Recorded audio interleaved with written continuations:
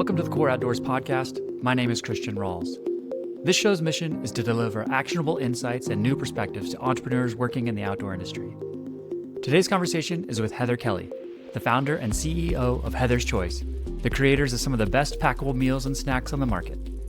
I really appreciate Heather's transparency in this conversation as we discuss the challenges she's faced building her business over the past 11 years. We talk about her humbling appearance on Shark Tank, the serious drawbacks of taking on investors too early, and the decision to relocate the business to Oregon from her home state of Alaska. There's a lot to learn from this episode, so please enjoy my conversation with Heather Kelly. The place where I wanted to start is, I'm curious what role adventure has played in your life as an entrepreneur. Ooh, I like this question.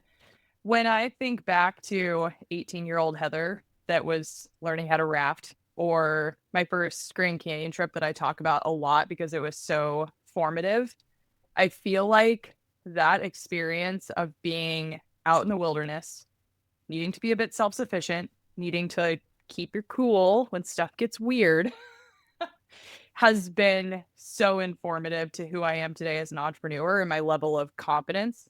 And something as simple as sitting at dinner last night where I am in Austin, Texas, with a whole bunch of people who are, quite frankly, way smarter than me, way more experienced, way more successful, but just having kind of a deep-seated sense of confidence in what I know I'm capable of in really hard real life experiences, right? And I'm sure that you've had the same outdoor experiences where like somebody gets hurt or the weather changes or whatever happens, and there is no option to just throw a fit and like go home, right? You have to stay present and actually work through it and problem solve. And that, I think, has really influenced me as an entrepreneur.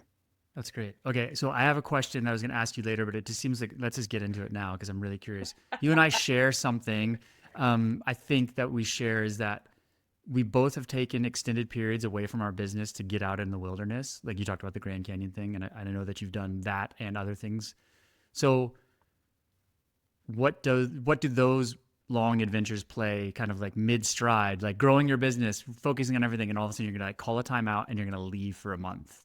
Like, first of all, what does that do for you? And then second, how do you do that? How do you set your business up so that that is a feasible task? Man, I have had the pleasure of going on, I think, 6-month-long river trips in the last decade. So this is not just like, oh, I did it once and it was awesome. It's been a little bit habitual. I'm kind of long overdue for another trip. But even sitting here today, again, I'm like away from the business for a week. Sure, people can access maybe a Slack or email or text or whatever. But even just having to, once again, think through the systems in the business, think through the potential fail points for somebody and systematize it and just kind of be one step ahead of them. Like, hey, you're going to run into this as a problem. I guarantee it.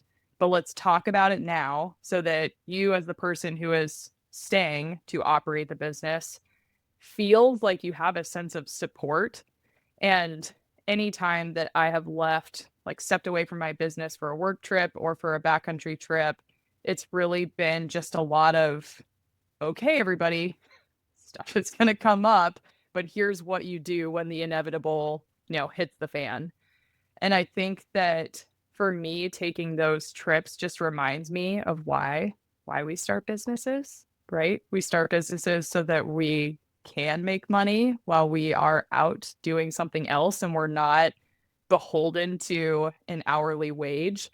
But I think a lot of us as entrepreneurs completely forget that we actually didn't just create ourselves a job.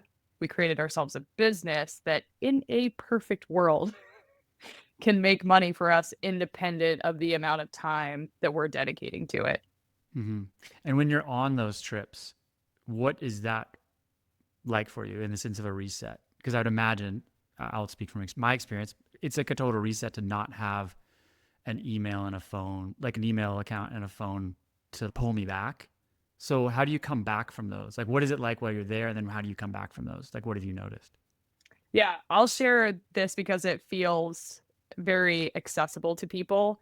Even this weekend, being here in a new place and actively choosing to turn off my cell phone and not check my email and not check social and not open my laptop and be like not wear my Apple Watch, be completely unavailable to the outside world for an entire 48 hours, which maybe isn't, 30 days or a week or 10 days, but even that 48 hours, I was like, oh, I did not realize how habitual it was for me to hit refresh on my email or to open up Slack or to look for Instagram DMs or to log into LinkedIn, and just realizing how much external validation I was looking for all the time, like every 15 minutes.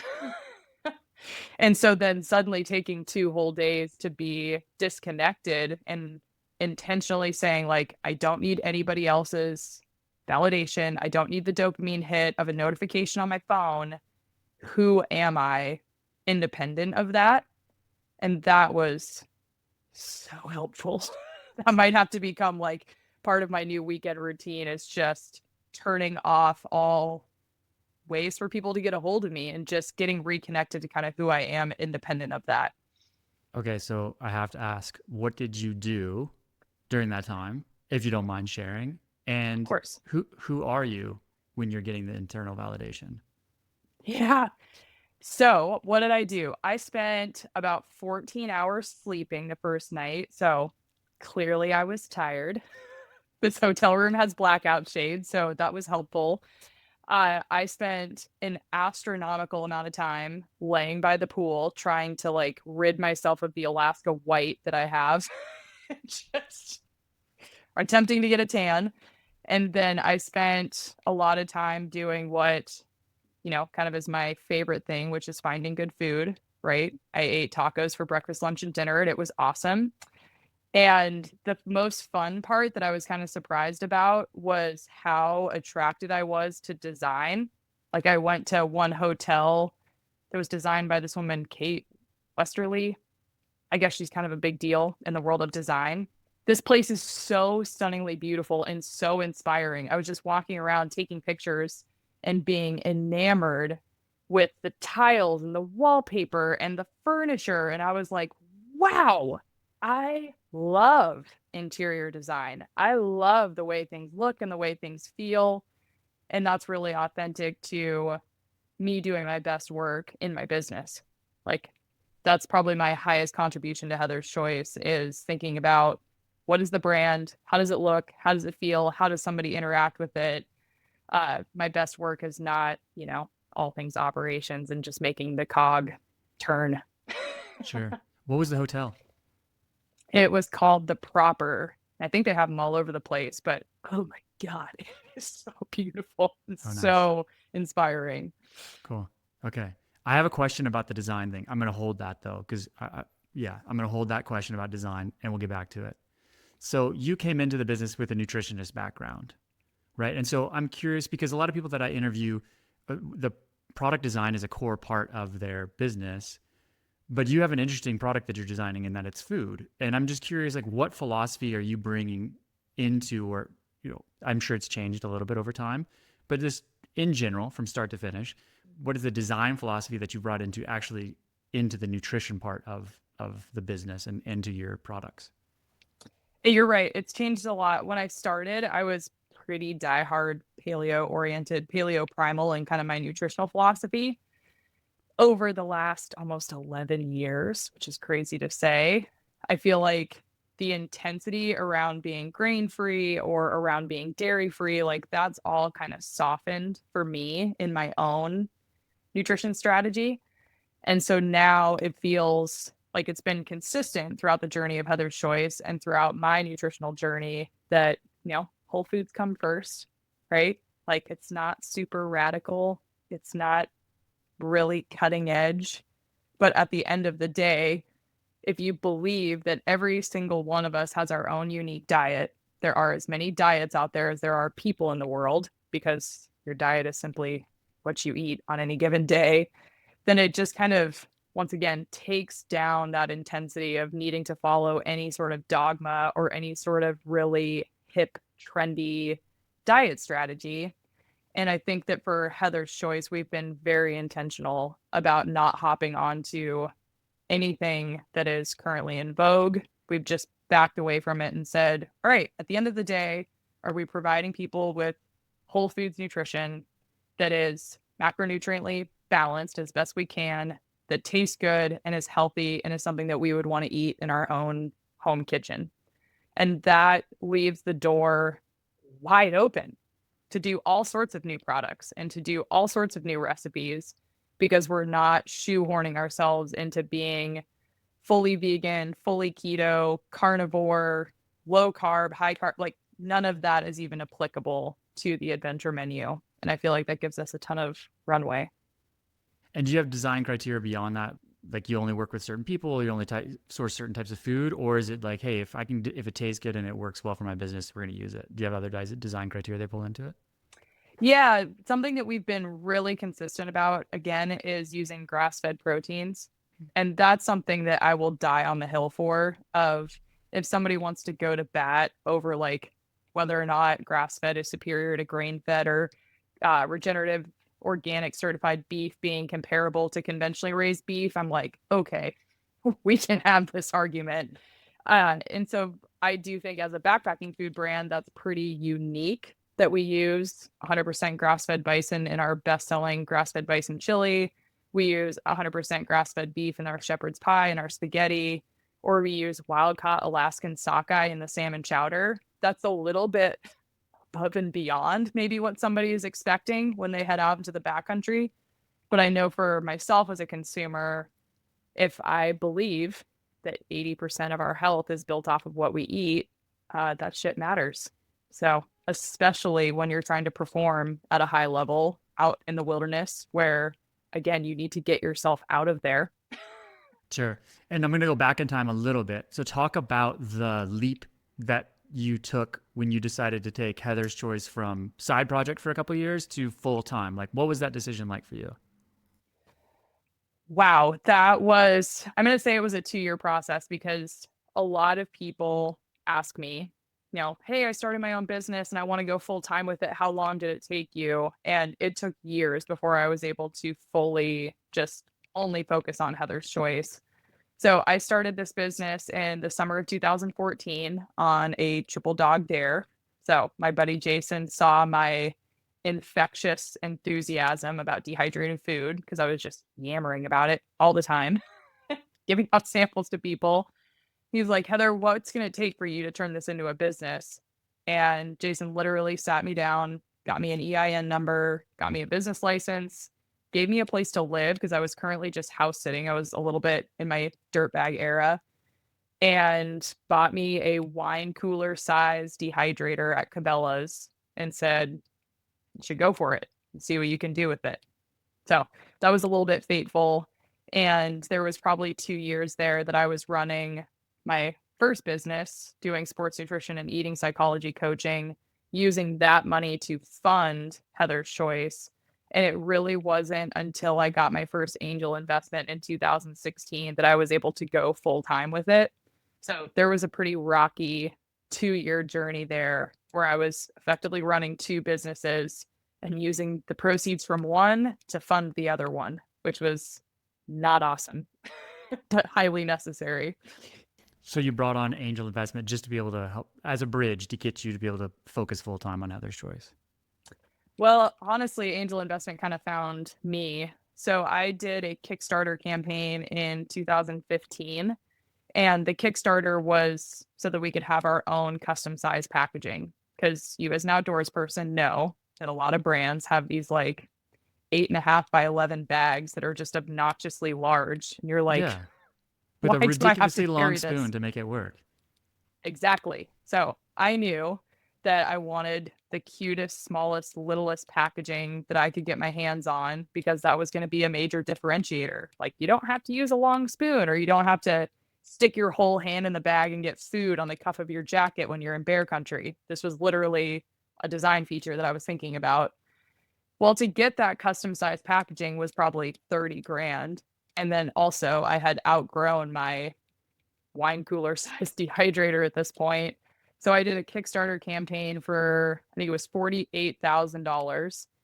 And that attracted a lot of interest from potential investors. While I was doing that Kickstarter, the Anchorage kind of startup scene was sort of coming to life. And you had angel investors that were starting funds and starting accelerators and like attempting to build a startup ecosystem in Alaska. And we kind of got caught in that wave. So I ended up doing an accelerator program. On the heels of that, this investment fund approached me to make an investment. And that really allowed me to say, like, holy shit, I have a couple $100,000 and like I can do this full time. This is crazy. So very young, very naive Heather found herself taking on investors before I really understood what that entailed. Knowing what you know now, how would you do it, or would you have done it differently? I would have done everything differently. Oh, okay. Keep going then. Yeah. So I will tell you that it's a really important fork in the road for any entrepreneur. And somebody that I really respect did have this conversation with me at, 26, 27, 28 years old, however old I was. But I didn't understand. I just did not fully grasp what I was signing up for. And the fork in the road is that, okay, if you own your business and you're self funding it, you own the keys to the kingdom and you can do whatever you damn well please with your business. You can go to work when you want to, you can grow as slow as fast as you can, you can shut it down, you can do whatever. It is fully within your control. The moment that you take outside capital from investors, whether that is friends and family, or it is private equity, or it's venture cap, doesn't matter. As soon as you make that commitment, you now have somebody else to answer to in your business. And there is an expectation that those people are going to get their money back one way or another. And they're going to get it back either from you growing the business as fast as humanly possible, getting on the unicorn trajectory and selling it for $1 billion, and then they make their return and everybody's happy. Or maybe they're coming to you as a lender and they have an expectation of how much you're going to pay them, on what terms, at what interest rate. So now you're basically working to pay this money back, or a whole myriad of scenarios in between.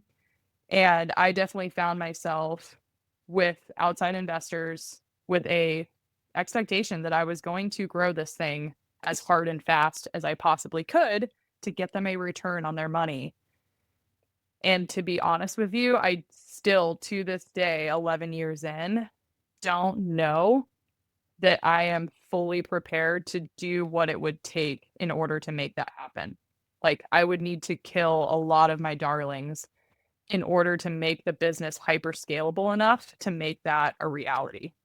So it's a big conversation to have as an entrepreneur of whether or not you actually want to take on outside capital.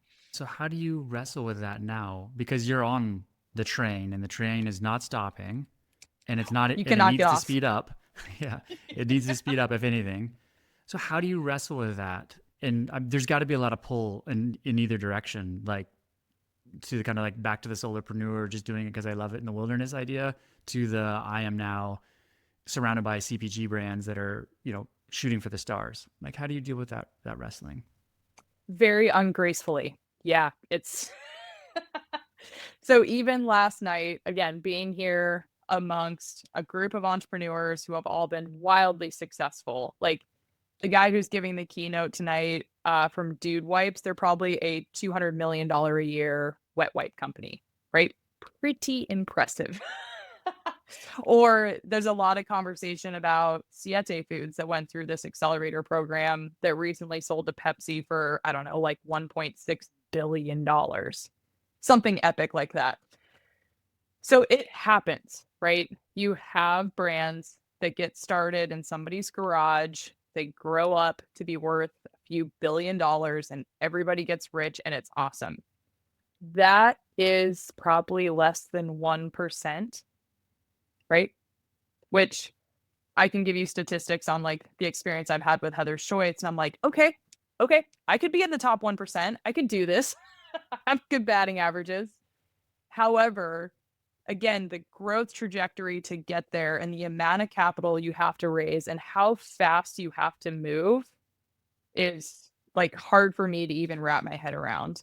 And as I sit back and look at the business that I've built that has been so rooted in good quality food first, serving our core customers, which are outdoors men and women, and doing all of it from a place of authenticity and transparency and just nobody has to wonder with Heather's Choice. Like, if you want to know something, I'll tell you. And because I'm such a all my cards on the table person, I actually don't know if I have what it takes to like play that unicorn game fully. Because it feels like it is a lot about leverage. It is a lot about hype. It is a lot about marketing. It's about raising a truckload of capital and making compromises, which is maybe not even in my vocabulary, in order to get where you want to go. So it's something I grapple with often of, am I committed to that ride and making the necessary sacrifices to potentially have the massive payout someday? Or am I forging my own path and trusting that, okay, if I grow this to be a $10 million a year business, cranking out $1 million a year worth of profit, like, am I going to be that upset about that? Probably not. So do you have a clear path for you? Let's not call it clear. Do you have a path that you want to take? Is it that 10 million for the with a 10% net at the end of it? That's the path you're on. I think that's the realistic path that I'm on, which really narrows the playing field of who I can bring on as investors. Because somebody who's making an investment in a company that's only going to grow to only going to grow to $10 million a year, making $1 million for the profit, it's not big enough for them to sell it to make up for the rest of their portfolio that's going to fail. I guess you know that math, but it's crazy. It's so crazy. But I guess there's something to be said about, I mean, kind of going back to your ingredients. Now you have constraints. Now, when you walk in a room, you're like, you're off the list, you're off the list, you're off the list. Oh, I can talk to you. You're interesting. Let's go. Let's talk. Yeah. And honestly, I think that that's a really good way to put it. And just even making that decision of this is the path that I'm on, that does not mean that I can't take on investors. That just means I'm looking for a different type of investor who's going to be just as happy being a part of a company that has, a net profit every year and is kicking out dividends to people versus talking to the person that is looking for the next Epic Bar or Siete or Poppy. Those are two totally different types of investors, and neither one is right or wrong. Yeah, and it's once you know what you want and what your business is right for, or what business you're right for, is sometimes the way, right? Because and that's okay. Was it hard to come to that realization? Was that a hard lesson learned for you? Yes, it's still hard. It's still Okay. hard because there's that shiny object syndrome, right? And you're like, well, I mean, would I be that upset if I sold it for $1 billion? No, that wouldn't that wouldn't be a terrible outcome. However, I think that for me personally, I'm just kind of trying to settle into like, okay, there is a reality where growing to 10 million, being profitable, serving my core customer, continuing to offer the adventure menu the way that I want to, like, that's a good business. And I think that for me, I have been, I want to say brainwashed, but that's like too strong of a term. But like, I think there's a lot of entrepreneurs that are in the world that I play in of consumer packaged goods who are groomed to believe either you take this thing to the moon or you might as well fail fast, right? And to then decide, like, you know what? Yeah, I've been at this for 11 years and it's been epically hard and I've made 10,000 mistakes, but I'm still standing and I still want to keep going because I still have more that I want to do with this business, even though I have had outside people say to me, like, you should just bankrupt it. You should just stop. You should just quit. You should just move on.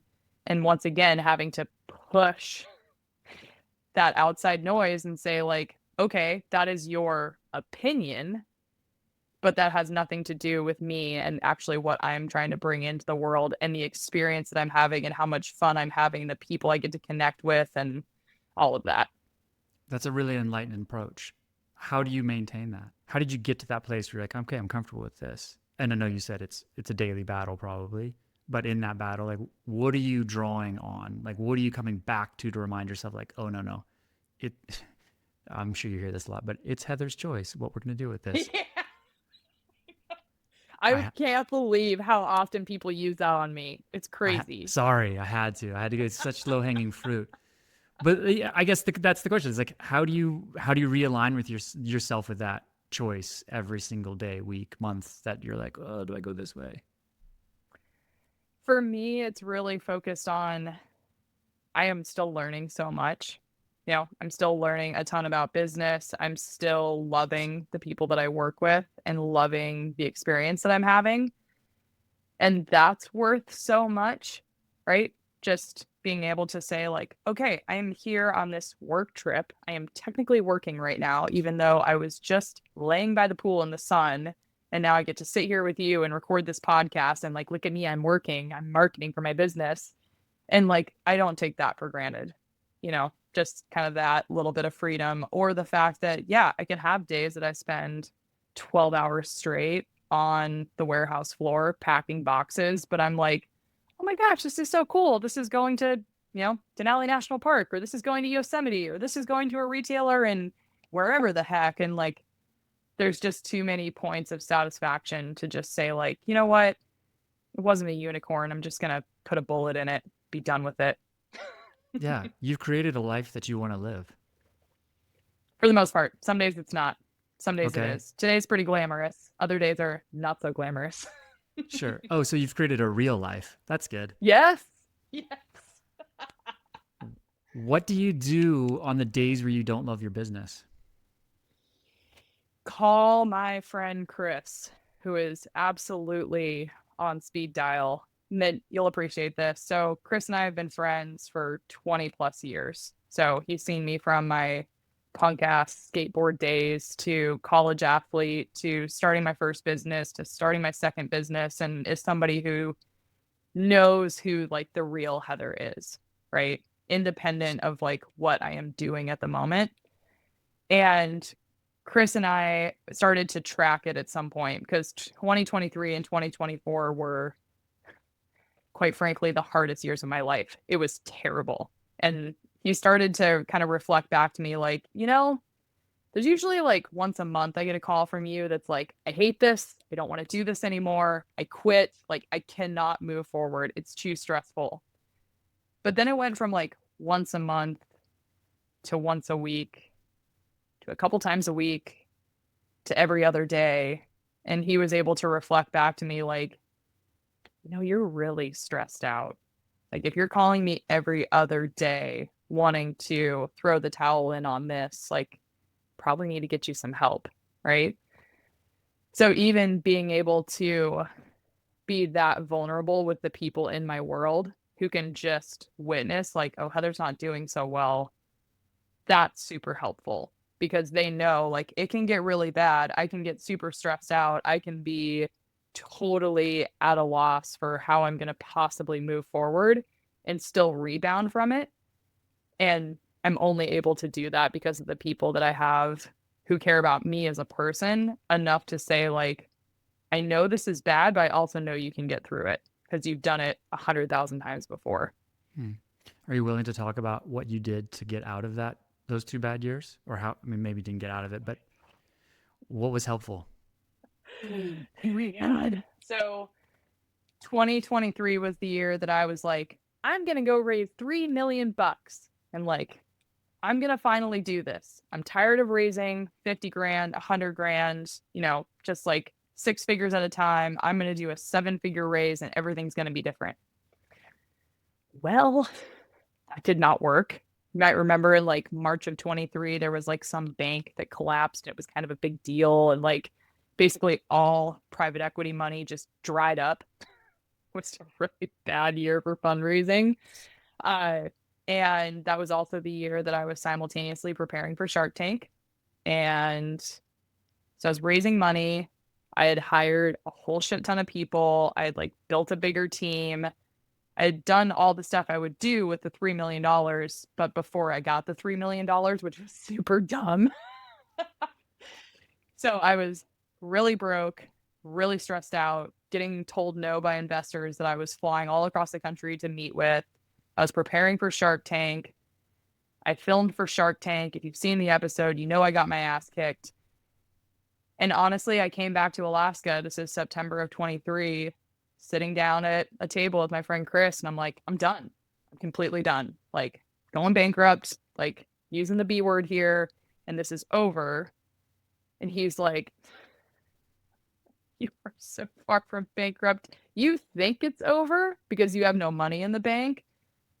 But literally, like, Chris and I sat there with my sweetheart, Brad. So, Chris, Brad, my right hand woman, Brooke, and I sat at this conference table for weeks just figuring out, okay, who do we slow pay?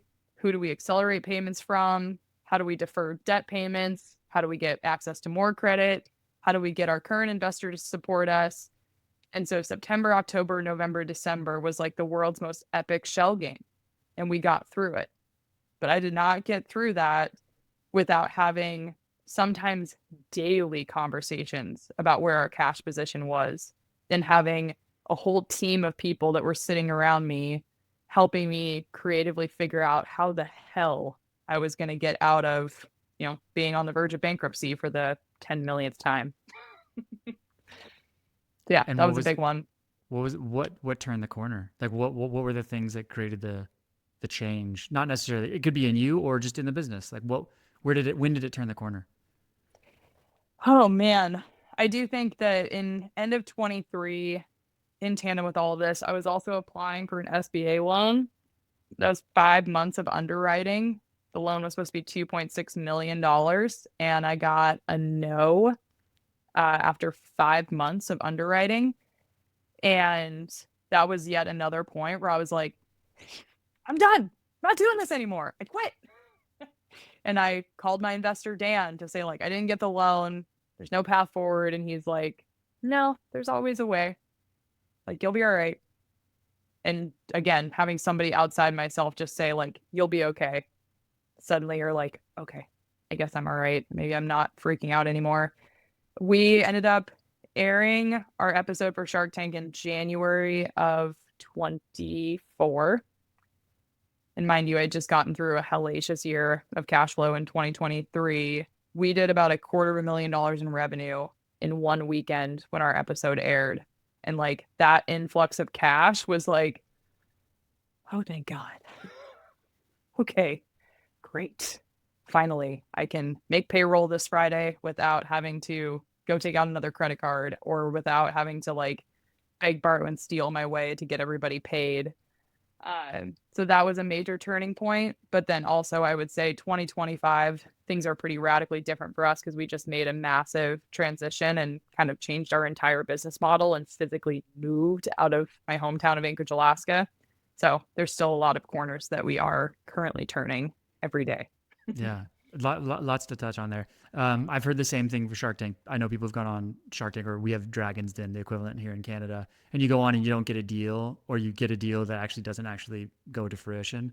But the online sales or just the wholesale sales that episode drives is like worth more than the investment itself. So, Oh, um, yeah. good for you.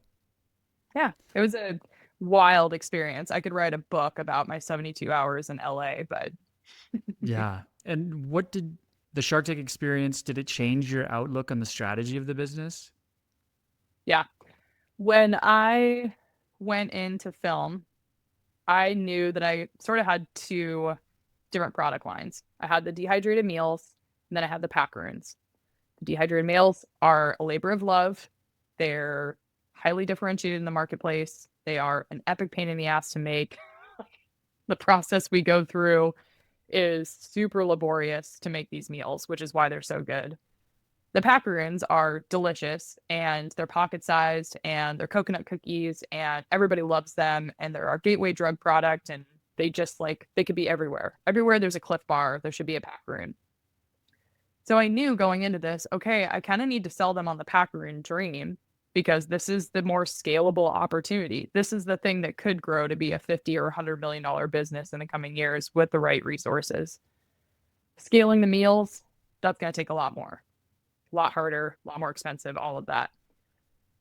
So I get out there thinking, that they're going to bite on the packer and dream. No, no, no. These people could not care less about the packarons because they get pitched on snack foods every single day, but they're completely enamored with the dehydrated meals. And they won't shut up about how much they love the dehydrated meals and how delicious they are and how compact they are. And, oh, you should be marketing this as the best meal in minutes, blah, blah, blah, blah, blah. And I'm like, oh, God, it's not going to plan. This is not going well. And honestly, it was a major turning point for me because I had to fully accept that I was not just building a backpacking food brand anymore.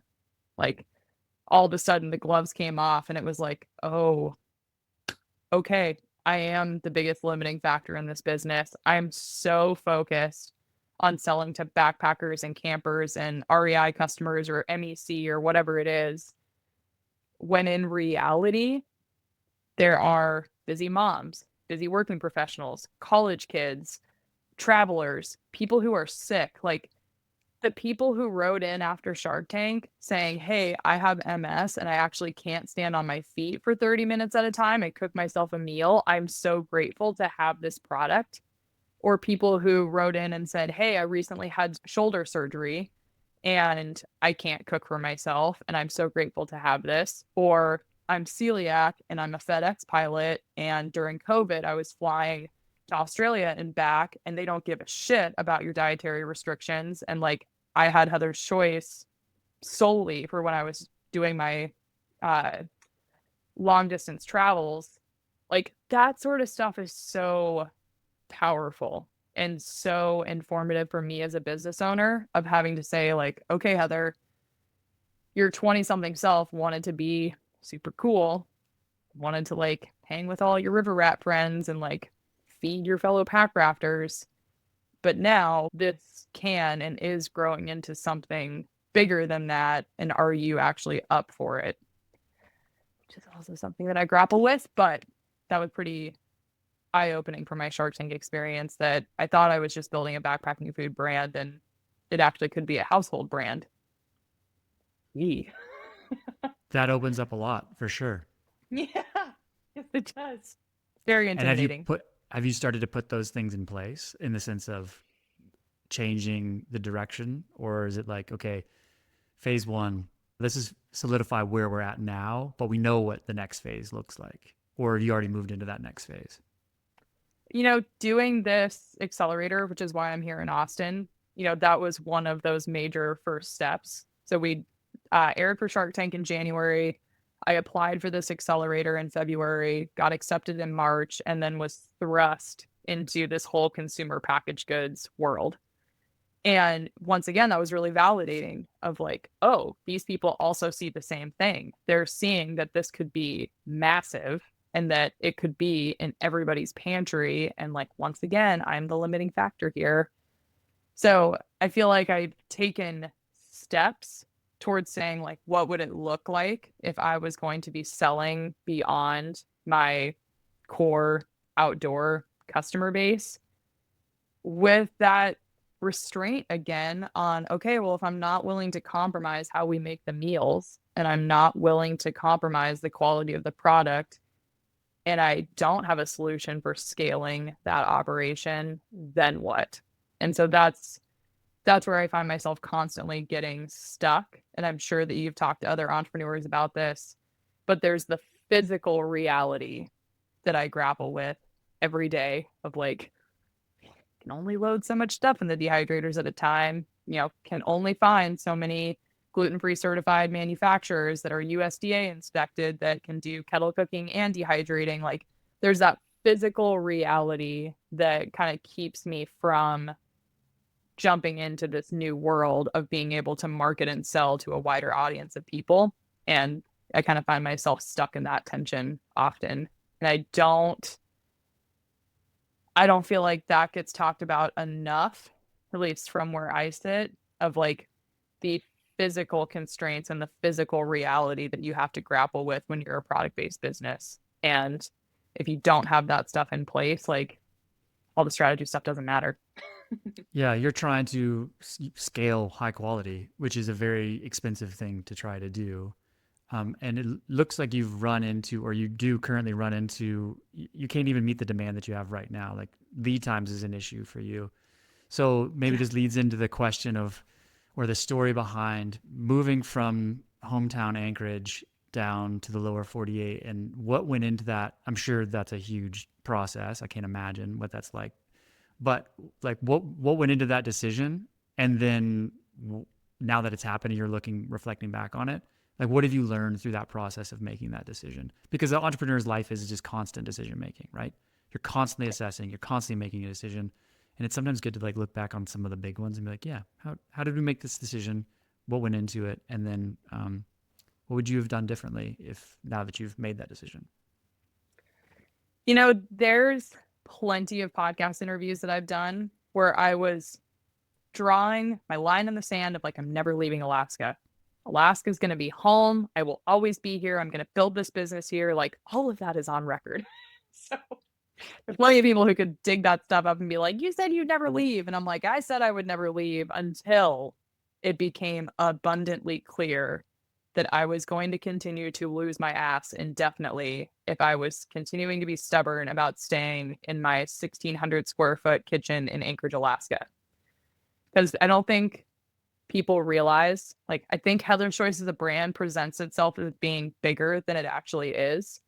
When again, physically, the reality was that we bought an old coffee shop in my hometown of Anchorage in 2017, converted it to a manufacturing facility. So, like a kettle and a couple of dehydrators and a hood. And we just figured it out every single day for 7 years straight that we were in that kitchen. And it was a grind. So while I had looked at getting bigger buildings in Alaska, I'd looked at building stuff, I'd looked at buying, I'd looked at leasing, I had just scoured, the Anchorage area to figure out how I could get into a bigger facility so I could scale. Then all of a sudden, my buddy Jason, gonna bring him up again. He's like, "Hey Heather, I got a buddy of mine who's getting into commercial real estate, and he's got this old almond butter processing facility he's looking at in a place called Ashland, Oregon." And I'm like, "Where's Ashland, Oregon?" I came to find out Drew was dead set serious about buying this building. So Brad and I flew down. This is December of 22, and we tour a big, sexy concrete block building that has, floor drains and three basin sinks and roll up doors and like warehouse space and racking, like all the stuff that was, what we've been looking for. And then we went fly fishing on the Klamath. We went wine tasting and we flew home. And we were like, okay, I guess we're moving. Just like in an instant, it just seemed almost fated that that was the decision that was made. Like, we're moving the business. The building has effectively found us and like we're going for it. That move took no less than 2 years, almost to the day. So That's let's big. see. Yeah, it was massive. So I wasn't able to raise investor capital. I wasn't able to get an SBA loan, but Drew had already bought this building. So we were presented with yet another fork in the road. Heather's Choice can't afford to take over the lease on this building and can't rent the whole thing itself and scale all by itself. And thankfully, the people in my life came to my rescue. The Drew, who owns the building, created a new entity called Ashland Dehydrated that was able to raise its own capital and become the manufacturing arm of Heather's Choice. So in November of 24, my leases were up in December, and the new facility in Ashland was not ready. It's not fully permitted. All the equipment was not in place. And I said, I don't care. We're going. And we took everything from our kitchen in Anchorage and shoved it into a 40-foot shipping container and sent it via slow boat from Anchorage to Ashland. And my sweetheart Brad and I and our dog got on an airplane with 2 duffel bags and moved our lives to a little place called Ashland on a hope and a wish that this is all going to work. It was very risky, but I just knew that there was no world that it was going to work if I stayed put. And so just had to take a really big leap of faith and say, all right, we're leaving. We're moving. we're partnering with these guys and we're going to see if we can grow the business in a building that is no less than 10 times bigger than what we were in Hmm. and located on the I-5 corridor. So like way easier access. And it has not been seamless. We're only 4.5 months into this journey, but I will tell you that I wouldn't go back.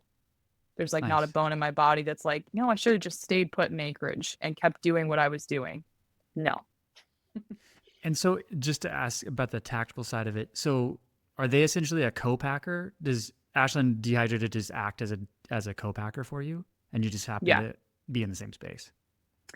Yeah. So this is important, I think, for any other entrepreneurs that do product-based businesses, at least in the world of, I would say, most consumer packaged goods or especially food.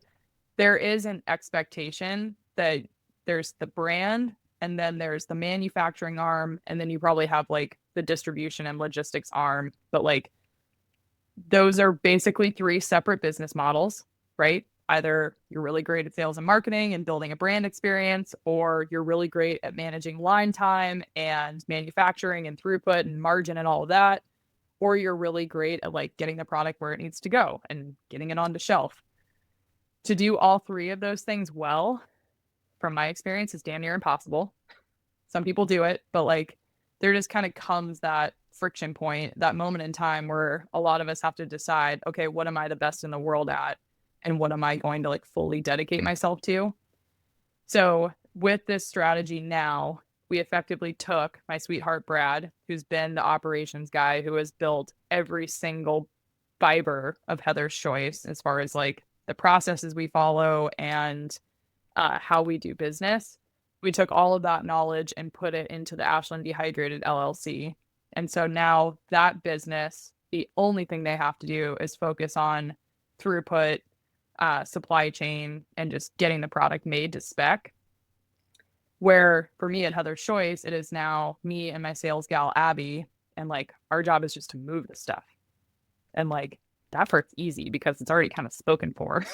So I spend a lot of time kind of helping support Ashland Dehydrated and helping them figure out how they can, in fact, make more product.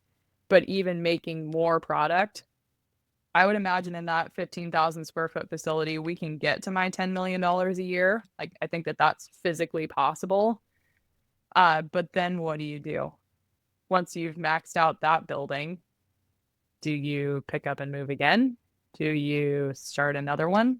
Do you, again, change the product to fit a co-manufacturer somewhere else and let them make it? And those are the 10,000 little decisions that you alluded to earlier that you have to make as an entrepreneur. There's time along the way. You can figure it out. Yeah, totally. I don't have to worry about it today. So I'm really curious how this works. Will Ashland Dehydrated have other customers essentially beyond Heather's Choice? Yep, totally. So that's the beautiful part is that if they're solely focused on, filling up their line time and focus on their throughput, and if Heather's Choice right now is effectively buying up all that time, like the only thing they're making is Heather's Choice product, as they get more efficient at that and as they sort of build up an inventory reservoir for us that we're paying for, then they can start to sell off that additional line time to other emerging food brands. And I think that for all of us, Brad, myself, the other investors, all included, it's kind of exciting to think about helping other brands. And I know that for myself, just even being able to share the 10,000 mistakes that I've made and help somebody else not make all those mistakes is really satisfying. So yeah, Yeah. it's going to be fun. I'm glad you mentioned Brad because that's a name that I've in my research and kind of reading and listening to you on podcasts. Brad is a name that comes up almost as much as Heather in the Heather's Choice, and it's really interesting. I ran a business with my wife, and I'm curious how the two of you run a business together as partners partners in business, partners in life, and then what does that look like? The separation of those two things, and then what does it look like? It sounds like he runs operations, you run sales, so that may be very clear. But how do you navigate the waters of where your business can slide into every single conversation in your house? What do you guys do to maintain sanity in that relationship? Yeah, I don't think that I have fully realize how unique it is that Brad and I have been a couple and worked together for almost 11 years now. And people are like, oh my God, I could never work with my spouse. And I think for Brad and I, the message that I have relayed to people consistently when they ask about this is that Brad and I, even though we are not married, but like we've been a couple basically since I started the business, at the foundation of our relationship is a ridiculous amount of respect for the other person and a level of respect for like Brad knows his shit on the operations side. Brad is the kindest, nicest, most loyal human you will ever meet. Everybody loves him. Like you don't have to wonder with him. And just that level of respect that I have for him as a human allows for us to get into business decisions or business arguments and to like fight, but to fight fair and to at no point in time like fight dirty. And I just feel like that is such a critical cornerstone of our relationship that we do have that deep, deep respect for each other. The other factor that I think has been really helpful is that Heather's Choice is my business. And at the end of the day, I am financially liable for it. And Brad has always been my employee. And I think that that has helped settle a lot of arguments where, yes, he may not agree with the decision that I'm making, but I'm going to bear the weight of that financially. And that also kind of gives us a place to say, like, okay, we're not business partners. Like, you are my employee, and I have to deal with the financial ramifications or the investor ramifications or whatever it is. Like, the consequences are on my shoulders. So I do get final say. However, there's so many areas of the business where Brad is absolutely the subject matter expert, and I might have an opinion, but he's the one that's physically making the thing work. And so, of course, I have to lean on his expertise for 99% of the things operations related. So that comes back to kind of that respect point. And, you know, this scenario that we're in now, where Brad is being really celebrated at Ashland Dehydrated as the subject matter expert and like how to actually manufacture the product, is really fun to see and to watch him kind of blossom into his own leadership style with that, while I get to continue doing what I'm best at, which is building the Heather's Choice brand. So, of course, we talk about business a lot, but it's because we're still learning. Like, we're still learning so much, and we love the people that we work with, and we are becoming better leaders every day. And even since we landed in Ashland January 1st, I think it's actually been a pretty big confidence booster for Brad and I both of how much we have actually learned living on the island of Alaska for the last decade, running this business with little to no resources. We're like, oh, okay, I guess we have learned a thing or two about business. And it's been really validating. That's very cool. Yeah, it's nice to be able to see that all the scars pay off. They mean something. Yeah, they do. Even if they don't benefit you immediately, they can benefit other people, and that in itself means something. Yeah, I'm sure you have the same experience, but it is so fun to talk to other entrepreneurs and to let them know, like, yeah, it's effing hard and it's okay. And nobody has it easy at all. Like, everybody has their struggle, but my gosh, you get stronger and more resilient, and stuff rolls off your back after you've been in the ring for a while, and you just get tougher. And Yeah. there's a lot to be said for that. Yeah. I mean, that's the point of this podcast, 100%. I wanted to come back to it because I mentioned at the beginning your love for design and packaging, and I wanted to talk about the packaging because your packaging does stand out, and I think that's mission critical for CPG brands. You got to stand out. Talk a little bit about what has gone into. I mean, I know the early days it was like an Avery label and some black bags you bought on Amazon or something. Like, okay, we could skip over that era, but you got to do what you got to do, right? You got to sell it. So now that you're in this, the mature stages of Heather's Choice, specifically this new packaging or the newest packaging design, like what went into the thinking behind that design? And like, how do you approach packaging design? What are the things you think about? And then, what was the vision that you were trying to bring forward with the newest iteration of it? Yeah, I will also preface by saying that the current packaging design is definitely not our final resting place. I'm in the process of the next sort of rebrand iteration. Brad will kill me when I'm like changing the packaging again. So by no means have we like met our final form. But I know that for this current round of packaging that we designed in 2021 and released in early 22, I really, really, really wanted our own version of the Nike swoosh. Like I wanted something that was just that iconic symbol that you could see it. And if you knew what it was, it just landed. And that's where people maybe don't know this, but the icon we have now is actually an Arctic fox jumping in front of the midnight sun. So definitely calls back to the Alaska roots. It's very modern. It's very abstract. But for me and for Heather's Choice, hopefully I've illustrated today that my journey with this business has been nothing short of epic. It has been very scrappy. It has been a story of survival and tenacity for sure. And the fox is like the perfect icon for that scrappiness and that dogged sense of like, I'm just not going to give up. Right.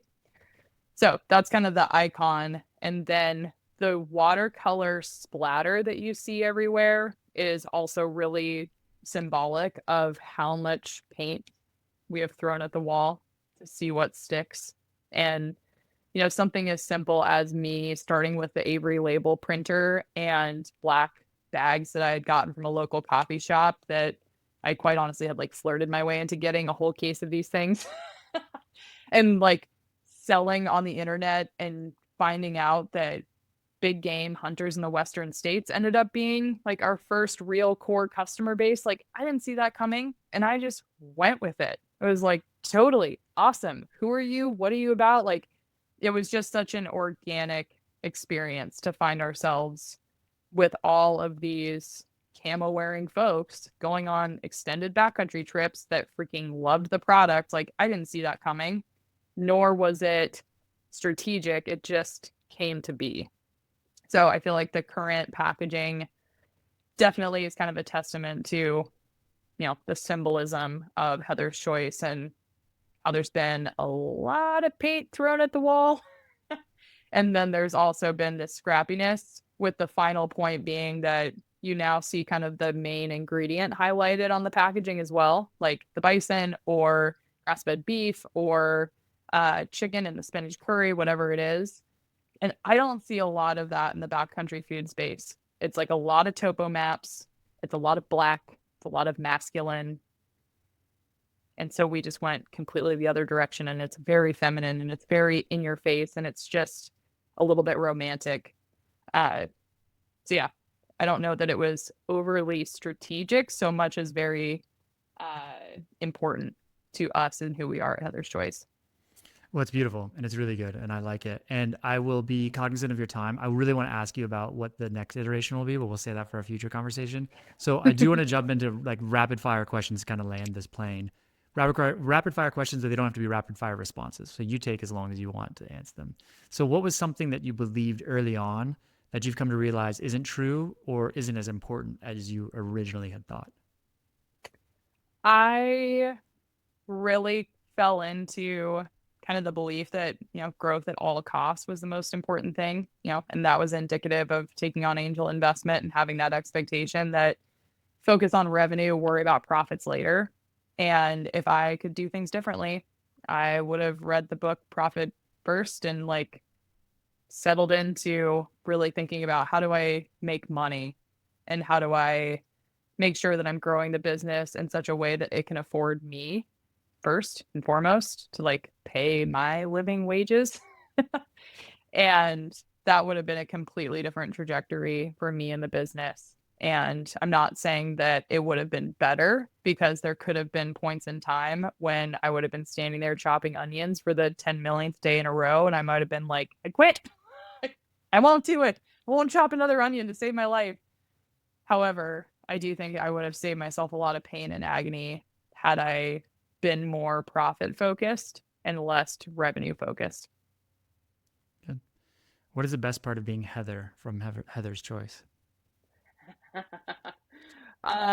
Being so consistently honest and so consistently authentic, and people eat it up because they just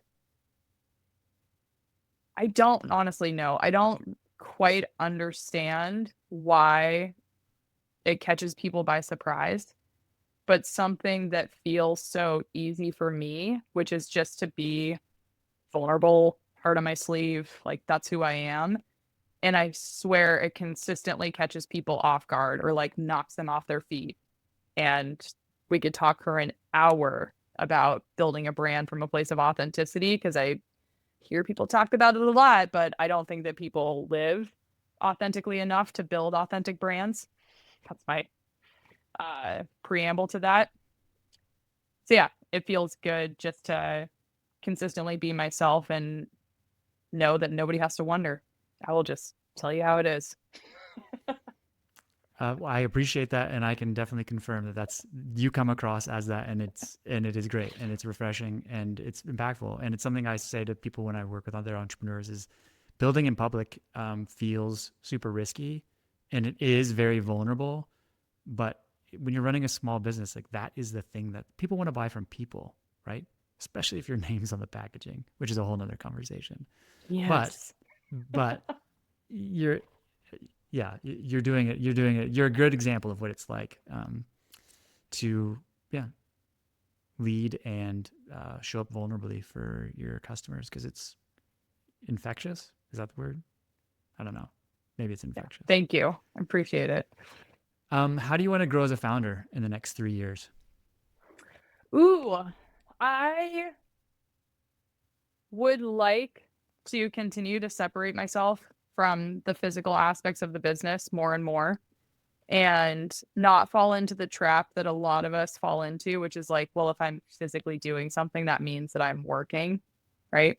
And I can do that a lot. Like, just once again, kind of needing that sense of like, look, I did something, right? Because if you spend so much time in front of your computer, like, you don't necessarily get that same satisfaction as you do working with your hands. But in 3 years, if I was at a point where I felt like Heather's Choice was successful enough, let's say like it's profitable, it's making money, it's distributed where I want it to be, the product is consistent, like some semblance of success with Heather's Choice, I really do love getting to do more events, getting to do more stuff like this, just getting to really share the experience that I've had and help support other entrepreneurs and other founders because I know intimately how dark it can be. And I know intimately how alone people can feel, even if they are building something publicly. Like the stress and the anxiety and the pressure and the intensity of it all it's too much, quite frankly. It's too much for anybody to endure on their own. And to be in a position where I could help support other entrepreneurs would be really satisfying and really fun. I agree 100%. It is dark and lonely sometimes. Yeah. And Yes. there are, it sounds like you've surrounded yourself with good people like Chris, like Brad, who like Jason is it Hmm. Jason? Yeah. So it's amazing. You're fortunate to have those people in your life that you can call and they can be those reflection points back to you. And I know you're part of different accelerator groups and friends with other entrepreneurs that you can share in that struggle with sometimes because it's super important to have somebody to share with. Yeah. Nice. Well, you brought It's it up. Oh, great. go ahead. Sorry, what were you gonna say? Oh, I was just gonna say that it's easy to think like, oh, I'm an entrepreneur. I'm like doing this all on my own. And we don't operate in a vacuum. Like we are community built, not uh built on our own. And I am a strong testament to that of like, again, I have a very short list of people on speed dial, but they hear from me when I'm celebrating and they hear from me when shit's real weird. I'm really struggling and they get the whole spectrum of it. That's great. That's good. Yeah, that's good. You have those people in your life. You mentioned it in your last answer there. I end every podcast with this question about success. And so, how do you define success for yourself? Success for me really is around, I want to say being too dumb to quit, but like in all seriousness, I think about this often in even my journey with fitness or being an athlete or working with people who I was coaching on nutrition programs or thinking about other entrepreneurs that I know. And I really feel like success for me is like just continuing to try again. And the reason I'm kind of tiptoeing around that is because I also want it to be okay for entrepreneurs to say, like, I'm done, right? Like, it has to be okay for people to quit and for people to say, like, I am not doing this anymore. It is not making me happy. It's not making me money, whatever it is. So, all that aside, which is completely valid, and I will never tell somebody, like, don't quit. You shouldn't do it. You should keep going. Like, nope. Experience is very valid. But for me, there's just a really deep sense of like, okay, I'm just willing to keep showing up and keep trying. And you are going to have to drag me off this field before I give up. Whether that's healthy or not, it remains to be seen. But I think about that often of just like not giving up on myself and not giving up on my ability to grow into a great entrepreneur or a great founder or to achieve the health and wellness goals or the financial goals that I want, and just not giving up on myself no matter how many times I freaking fall flat on my face. Nice. That's great. I wish that for you then. Thank you. Nice. Heather, where do you want to send people? Where should people go to learn more about you, Heather's choice? Which packaroon should they try first? Ooh, that's a great question. The blueberry almond packaroon is my lifetime favorite. However, we just released this year a dark chocolate packaroon that is going to become the bestseller. I'll tell you a quick funny story about that. Doing the SKU accelerator, I was working with this whole mentor team doing a SKU rationalization exercise, and they're like, you have a lot of exotic flavors. You've got like lemon lavender, you've got snickerdoodle, you've got black espresso, but like the best selling cookies are vanilla and chocolate. You do not have these flavors. And I was like, oh yeah, that's right. Maybe we should just have like a vanilla packaroon or a chocolate packaroon. What a novel idea. So dark chocolate packaroons are going to become a bestseller very quickly. So people should definitely try those. The spinach curry with chicken and rice is the meal I always reach for. So if you like Indian food, if you like ginger and turmeric, buy that Heather's Choice meal. And the Swiss muesli with milk is unbelievably good and decadent. It's got butter powder and cardamom, and it's just, it's a vibe. Where people can find us, Instagram. I'm probably on there once a week, so don't expect a lot. I'm currently CEO, fundraiser, head of marketing, sales support, box packer lady. So I wear too many hats to do anything really consistently on social media right now. But Instagram, and then also I'm on LinkedIn and try to share content on both platforms. And then obviously you can go to heatherschoice.com and get on the wait list for product because that's where we're at. Nice. Well, thanks so much, Heather. I really appreciate your honesty and just, your willingness to share with people. It's refreshing. So I really appreciate it. Yeah, thanks for having me. I am always honored to get to hop on people's podcasts. So I appreciate the invite. Thanks so much for listening all the way to the end of this podcast. If you enjoyed it, please share it with a friend you think may enjoy it too. You could also take a few seconds to subscribe to the podcast. Anything you do to help share the love here, we'd appreciate it. Thanks so much for following along, and we'll see you next time.